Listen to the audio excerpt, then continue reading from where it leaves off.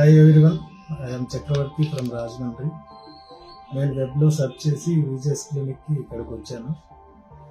From the day one doctor గారు కానీ ఇక్కడ ఉన్న స్టాఫ్ అందరూ కూడా చాలా కార్డియల్గా హెయిర్ ట్రాన్స్ప్లాంటేషన్ గురించి ప్రాక్టికల్ పార్టే కాకుండా థియరిటికల్ కూడా ఎలా ఉంటుంది ఏంటి అని ఎవ్రీబడి ఎక్స్ప్లెయిన్ చేశారు.